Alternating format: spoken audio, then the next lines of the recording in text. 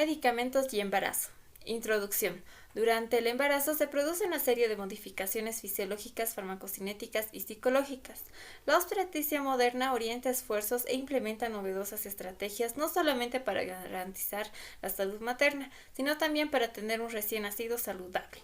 Actualmente es muy preocupante el alto uso de medicamentos en el embarazo, ya que el 5% de las mujeres gestantes sufren de alguna enfermedad crónica preconcepcional. Esa puede ser asma, diabetes o hipertensión, por dar algunos ejemplos, por lo cual deben continuar con algún tratamiento farmacológico. Farmacocinética de los medicamentos durante el embarazo. Los cambios más significativos a tener en cuenta son: absorción. En el embarazo hay una disminución de la motilidad intestinal y una prolongación del tránsito por la acción de la progesterona. Esto lleva a una mayor tasa de absorción del fármaco a nivel respiratorio en la gestación y aumenta el flujo sanguíneo pulmonar, y se produce una hiperventilación ocasionada por la taquipnea fisiológica, lo cual conduce a que los fármacos sean inhalatorios. Por ejemplo, estos aumentan su absorción. También tenemos lo que es la distribución. En el gestante hay una disminución en las concentraciones máximas del fármaco y un retardo en su eliminación, y esto sucede porque hay un aumento de volumen plasmático que se origina una disminución en la concentración del fármaco que se administra, pues la proteinuria fisiológica conduce a una hipoproteinemia que lleva a una baja fijación de proteínas, y de esta manera aumenta una fracción de libre de los fármacos que finalmente es la activa farmacológica y toxicológicamente. También tenemos lo que es la metabolización. La progesterona, característica en la gestación, provoca una mayor actividad enzimática de los fármacos en la vida media, y su acción disminuye porque aumenta la velocidad de su metabolismo. Y finalmente tenemos lo que es la excreción. En la gestación aumenta el flujo plasmático renal y la filtración glomerular, lo que lleva a una mayor excreción y un aumento de la cantidad del medicamento excretado, lo que resulta en una disminución de su concentración plasmática y de su vida media. Características de la placenta. Espesor de la misma. Esta varía según el tiempo de gestación, es más ancha al principio del embarazo que al final. Superficie. Aumenta al avanzar el embarazo y también influye su flujo sanguíneo y su integridad, y que puede afirmarse que en cuanto mayor superficie y menor grosor tenga la placenta, mejor se producirá lo que es la difusión de los medicamentos a través de ella. También tenemos lo que es el pH sanguíneo fetal, que como es de 0.1 más ácido que el materno, hay un mayor atrapamiento de los medicamentos básicos en el feto, donde se ionizan. Paso de medicamentos a través de la placenta. Para que un medicamento afecte el desarrollo del feto, debe atravesar primero lo que es la placenta. Por lo tanto, el comportamiento y las propiedades de la placenta va a depender de que un medicamento alcance la circulación fetal y que allí pueda ejercer lo que son sus efectos. También tenemos las propiedades físico-químicas de los fármacos administrados, y aquí vemos lo que es el peso molecular. Los medicamentos con pesos moleculares inferiores a 500 daltons, que vendrían a ser la mayoría de los fármacos, atraviesan la barrera placentaria fácilmente. También tenemos lo que son la unión de proteínas plasmáticas, que solo pasa con facilidad la fracción libre no unida de las proteínas. También tenemos lo que es el grado de disociación, que solo atraviesan las moléculas que están en estado no disociado. La liposolubilidad, que son más liposolubles los medicamentos, y esto pasa fácilmente, y lo que ayudará a que pasa más fácilmente la barrera placentaria. También el gradiente de concentración de un lado al otro de la membrana, y aquí vemos que las sustancias cruzan por difusión pasiva desde la zona alta de concentración a la baja. También tenemos la acción de los medicamentos en las distintas fases del desarrollo embrionario y fetal. Bueno, pues es importante tener en cuenta que el momento de la gestación en el que se administra el medicamento, ya que en el periodo comprendido desde la concepción hasta la implantación, que son 1 a 2 semanas, se considera que el embrión es poco sensible a los fármacos, al no existir lo que es una unión circulatoria madre-feto. Bueno, pues porque durante el primer trimestre o periodo embrionario, también conocido, el riesgo es máximo, ya que en este periodo tiene lugar la formación de la mayoría de los órganos, y por lo que no existe lo que es una sensibilidad de un medicamento, y esto puede producir lo que son las malformaciones estructurales. Y también donde conocemos el segundo y tercer trimestre del embarazo, que es la etapa fetal, que es desde la 10ª semana hasta el parto, pues algunos medicamentos pueden afectar lo que es el crecimiento y el desarrollo funcional del feto y aquí originar lo que son las anomalías morfológicas. Y también puede inducir a lo que son las complicaciones en el parto. Por eso hay que tener y tomar muy en cuenta los distintos órganos o sistemas de formación que poseen la distinta sensibilidad al sufrir lo que es la teratogenia. Teratogenia en el embarazo. Hace décadas se creía que la placenta servía de barrera que protegía al feto de los efectos adversos de los fármacos. El desastre de la talidomida cambió completamente esta idea, demostrando que la exposición del feto a fármacos durante los periodos críticos de desarrollo podía producir daños irreversibles. Se define como teratogenia, teratogénesis o dismorfogénesis la alteración morfológica, bioquímica funcional inducida durante el embarazo, que es el que se detecta durante la gestación, en el nacimiento o con posterioridad. Estas alteraciones pueden clasificarse en mayores o menores. No todas las malformaciones pueden ser atribuidas al uso de fármacos. La causa del 40% de las malformaciones son de origen desconocido. De un 12 a un 25% de estas malformaciones congénitas son efectos genéticos, siendo el síndrome de Down el más frecuente de este grupo. Entre otros, el 20% son debidos a alteraciones entre los factores hereditarios y los factores ambientales.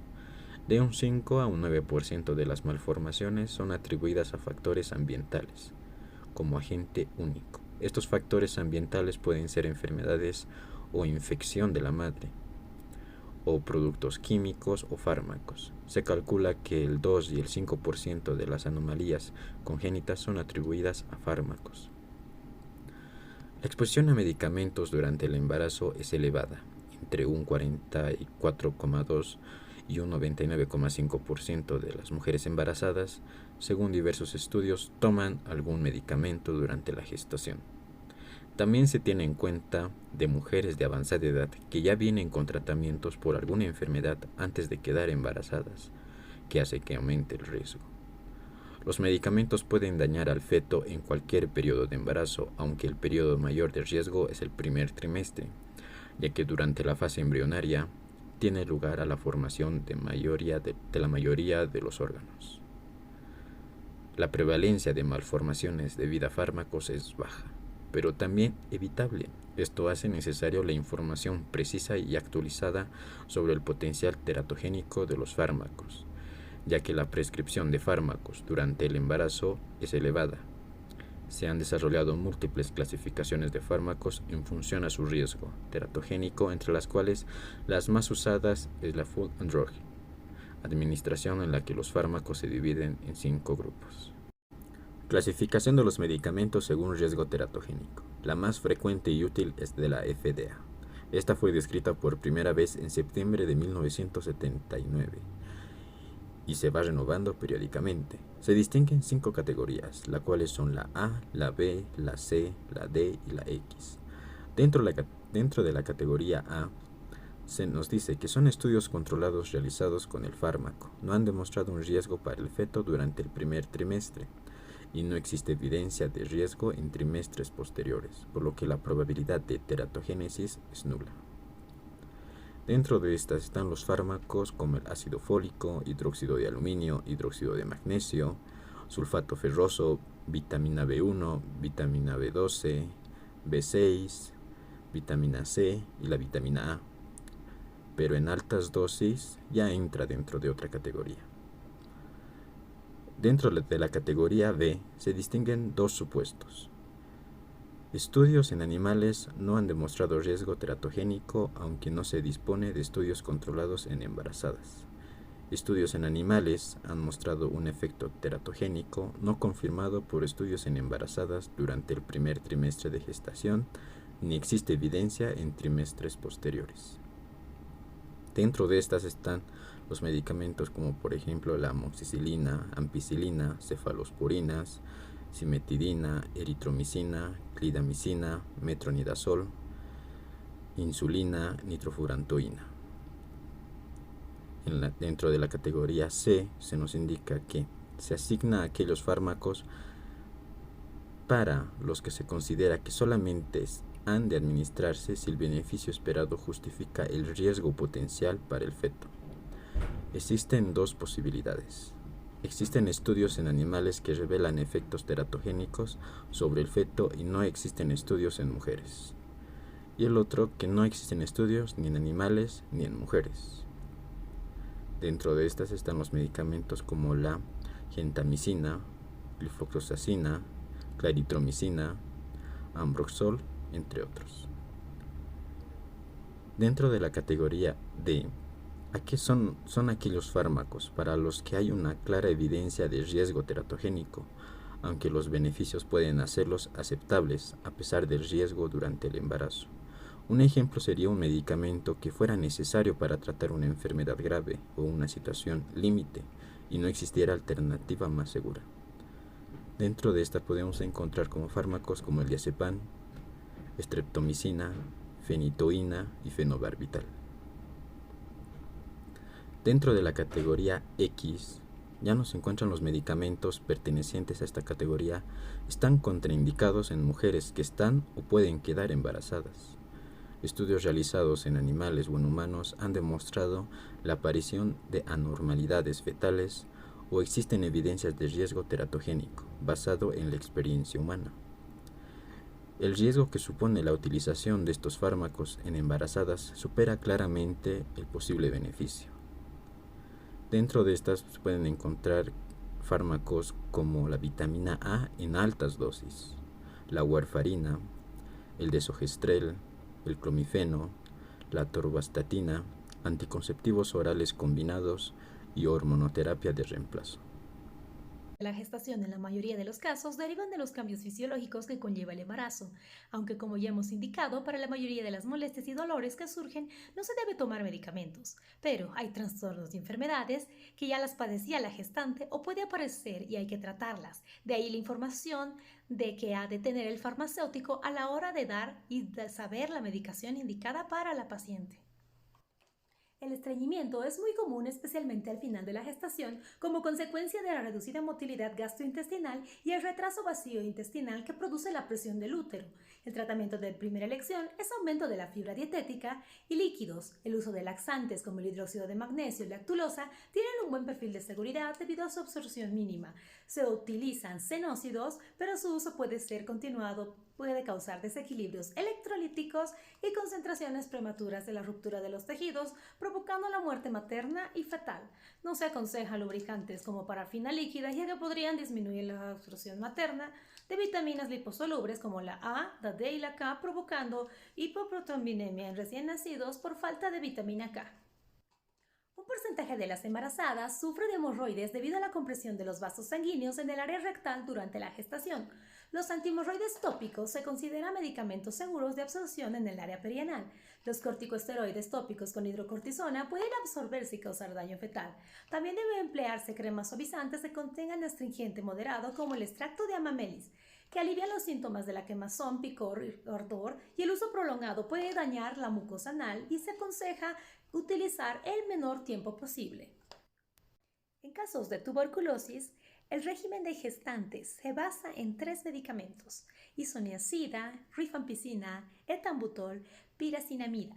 Las gestantes que reciben isoniazida deben tomar 25 miligramos diarios de piridoxina para reducir los efectos hepatotóxicos y neuropatía periférica. Están contraindicadas la streptomicina y la kanamicina. En casos de resfrío común, el paracetamol es de primera elección y carente de riesgos. Si la rinorrea es una molestia considerable, podemos utilizar bromuro de ipantropio, aerosoles nasales. El cromoglicanato. Si se precisa un antitusígeno, se utiliza el dextrometorfano. El uso del fármaco para la garganta es el cloruro de acetilpiridinio, que no tiene riesgo si está asociado con antihistamínicos, como por ejemplo la clorfenidamina, que no tiene mucho riesgo. La codeína como antitusígeno puede causar adicción y síntomas de abstinencia en el recién nacido. Es mejor utilizar el yoduro de potasio como componente de expectorantes, pero no debe utilizarse mucho porque esto puede pasar la barrera placentaria y puede producir bocio fetal. En infecciones urinarias, la nitrofurantoína se utiliza mucho, pero existen algunas precauciones. En enterobacterias productoras de beta-lactamasa de espectro extendido, el meropenem, ertapenem, doripenem son carbapenémicos más seguros en el embarazo. En la tricomoniasis, el metronidazol es usado con frecuencia sin efectos tóxicos en el feto.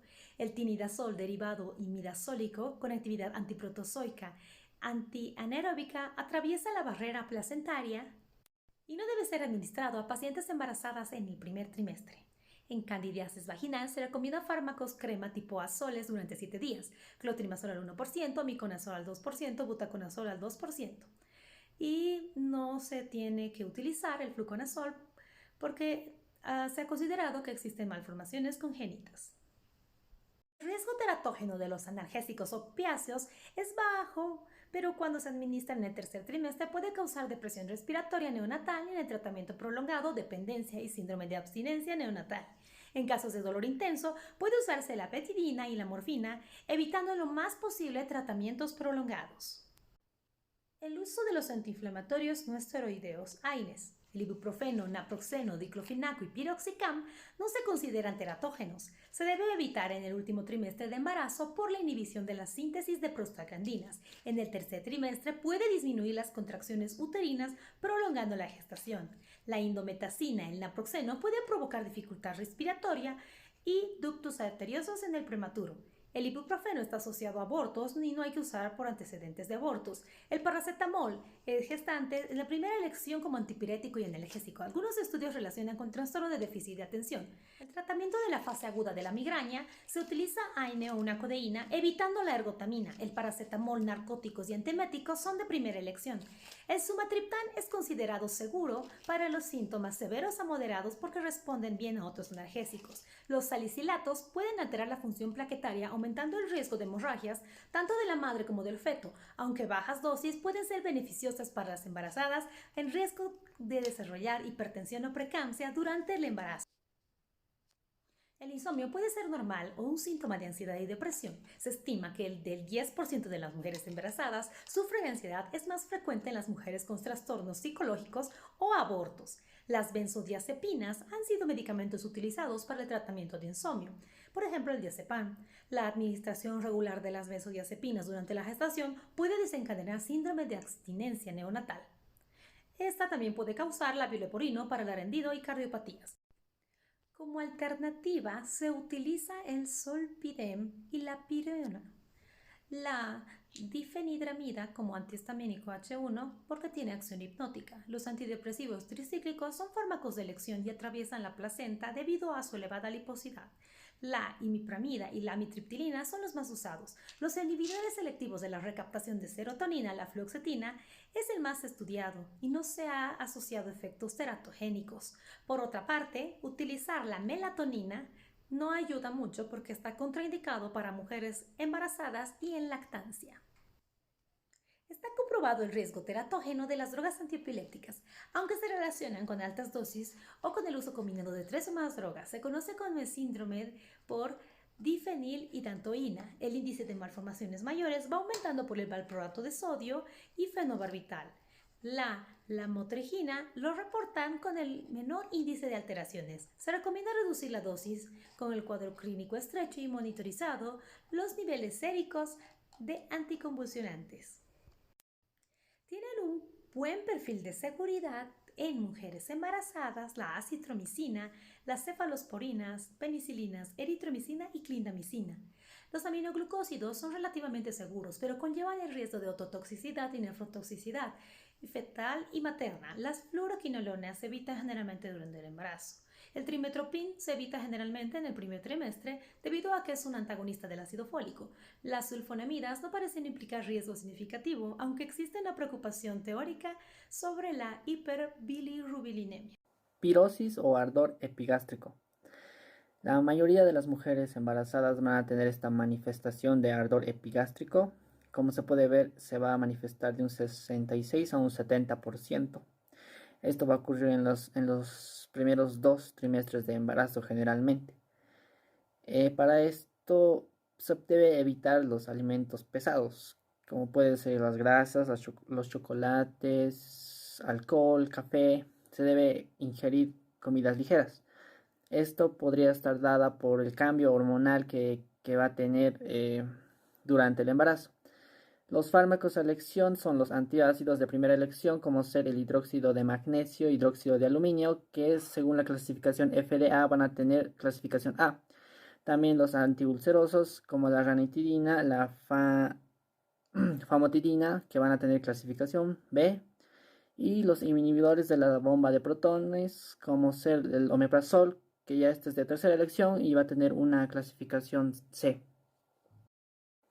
Náuseas, vómitos e hiperemesis gravídica. Bueno, la manifestación va a ser normal.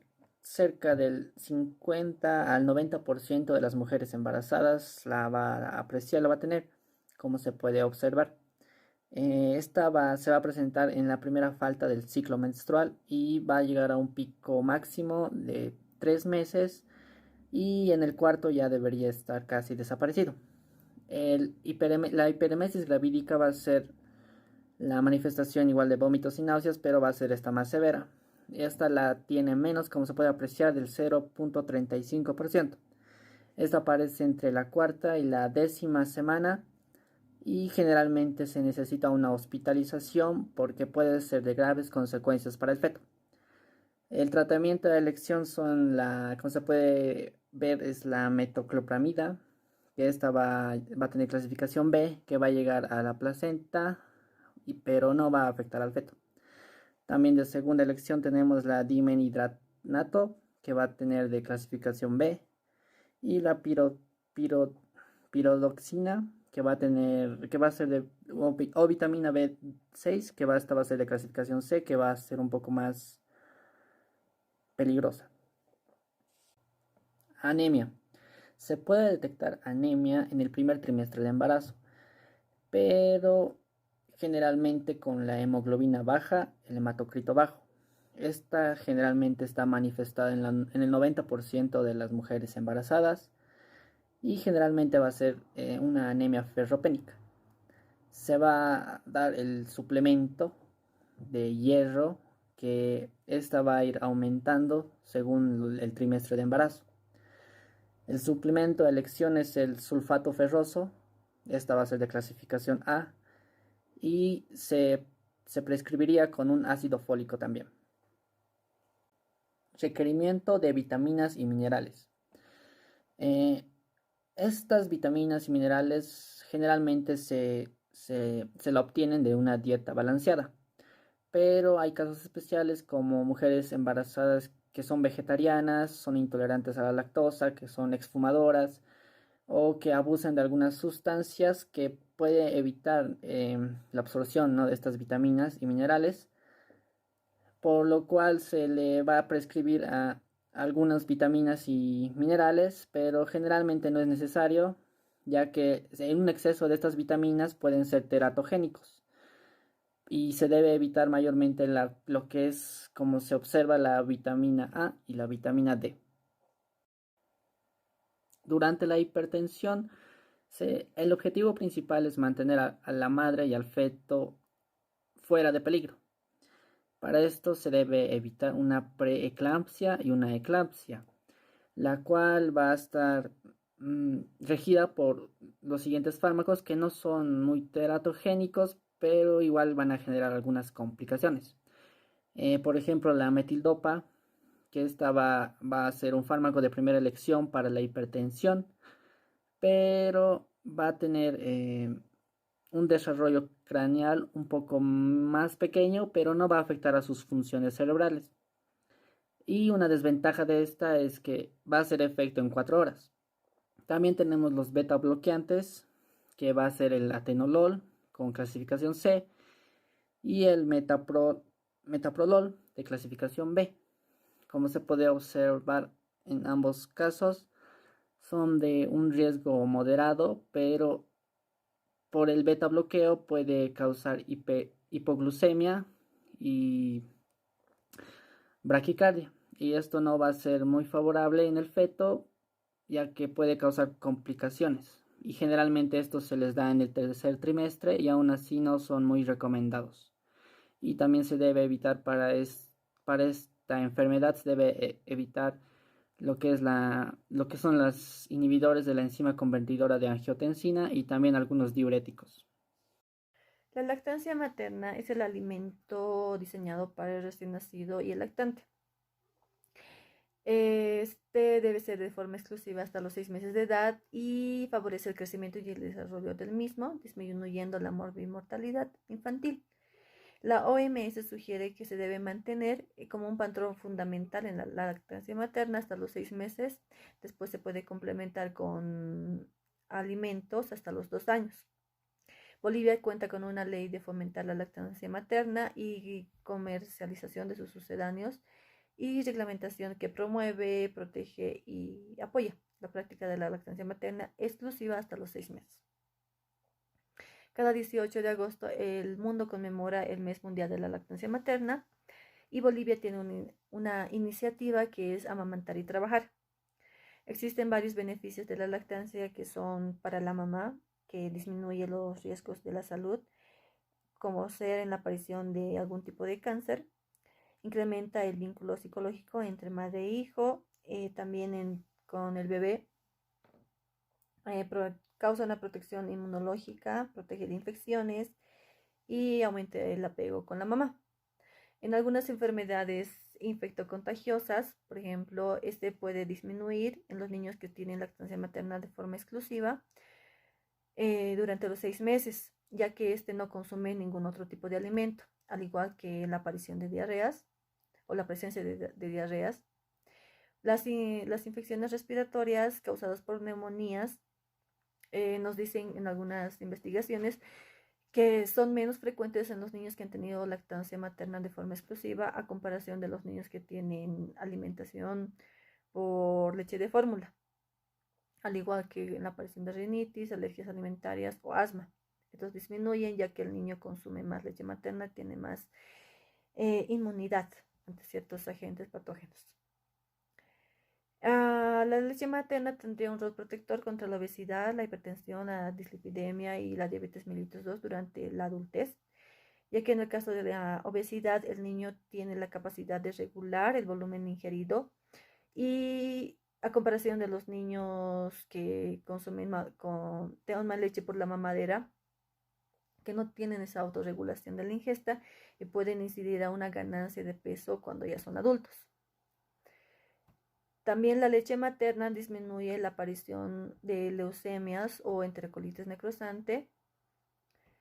El riesgo de no amamantar puede generar algunas alteraciones a nivel de la cavidad oral. Por ejemplo, cuando el bebé se le da al bebé mamadera, este puede interferir con la maduración de las funciones orales a medida también que el niño va creciendo. Puede tener problemas con la deglución o al respirar o problemas al masticar. La microbiota adquirida de la infancia temprana es crítica para determinar la respuesta inmune y la tolerancia. Y alteraciones del ambiente intestinal son responsables de la inflamación de la mucosa, lo que puede generar alguna alteración a nivel intestinal del bebé. La fisiología de la lactancia nos indica que en las primeras semanas de embarazo se produce un crecimiento acelerado de los tejidos existentes, que son los alvéolos, los lóbulos y los ductos. Estos, a medida que la acción va combinada con los estrógenos y la progesterona, también se activa o se aumenta los niveles de prolactina que circulan en la sangre materna, produciendo la diferenciación de los alvéolos secretores. Algunas hormonas que actúan en este proceso también son la insulina, el cortisol, la hormona tiroidea, la hormona paratiroidea. Estos estimulan la proliferación tisular y la formación de nuevos alvéolos. La producción de la leche a lo largo del tiempo se los denomina de diferente manera.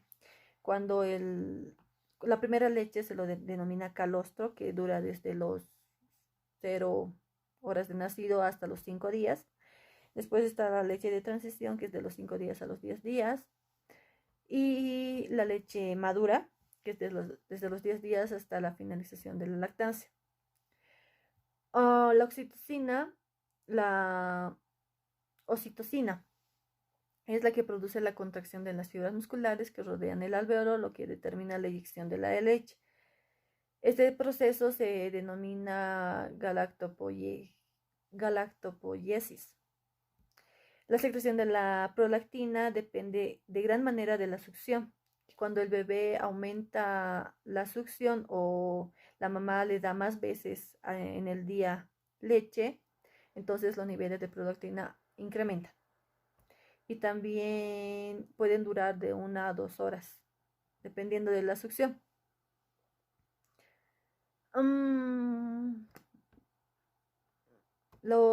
Hay algo que se debe tener en cuenta es los procesos de estrés. También se dice que las mamás deben estar tranquilas cuando dan de lactar, ya que cuando están estresadas, la oxitocina no puede secretarse de forma natural y puede alterar, aumentar o disminuir la producción de leche. También la oxitocina produce el efecto de la contracción del miometrio, lo que ayuda a la involución uterina, disminuyendo el peligro de la hemorragia posparto. Es por eso que tener un conocimiento de la lactancia materna exclusiva durante los 6 meses es indispensable para toda mamá. Paso de medicamentos a la leche materna.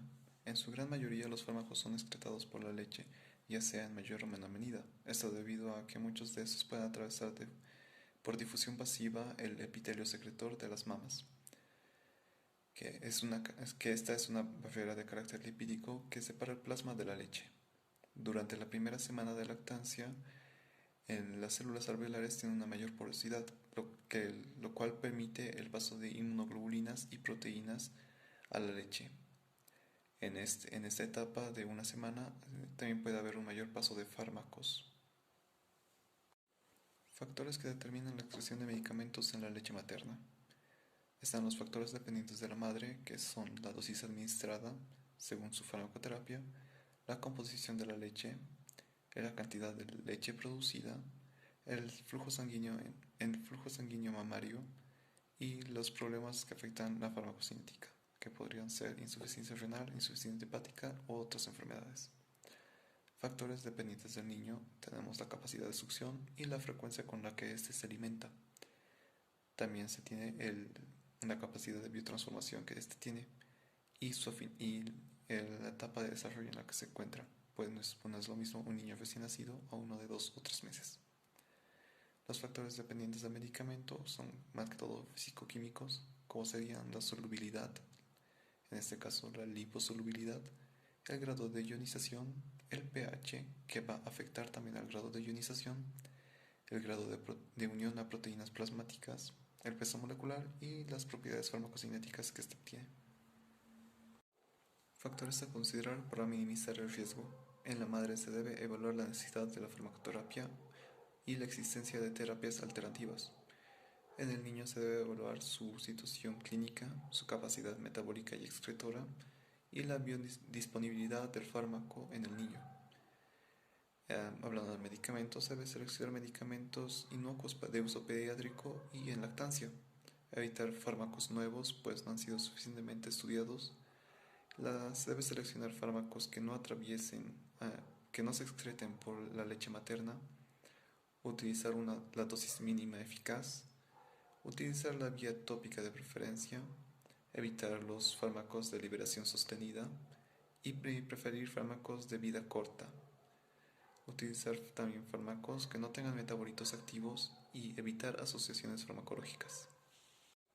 Estrategias de lactancia. Se debe evitar la lactancia cuando el medicamento alcanza su máxima concentración. Se debe dar lactancia antes de tomar el medicamento de preferencia y retirar la lactancia momentáneamente si fuera necesario. También se puede llegar a interrumpir la lactancia de manera definitiva si esto es necesario. Métodos para calcular la cantidad de fármaco ingerido por el niño o por el lactante. La relación leche-plasma es una relación entre la concentración de fármaco presente en la leche y la concentración de fármaco presente en el plasma materno. Este coeficiente es un dato de mucha ayuda para determinar la viabilidad en el uso de un fármaco durante la lactancia y se obtiene durante determinaciones en distintos tiempos. También se tiene el porcentaje de dosis materna, que se obtiene a partir de la fórmula de concentración de leche por volumen de leche sobre la dosis que han tomado la madre por 100. También se tiene la dosis infantil, que no es nada más que la concentración de fármaco en la leche por el volumen de leche ingerida. Este refleja la dosis que recibe el lactante en la leche y es más práctica que las anteriores.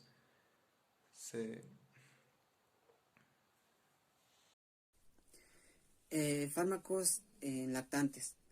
Son medicamentos más usados como también de peligro. Los medicamentos más frecuentes y de seguro en los lactantes, así como también sus contraindicaciones y los efectos de las drogas. Dentro de ellos es una causa problemática lo que es el contraste radiológico, en la cual se debe evitar 24 horas luego del contraste.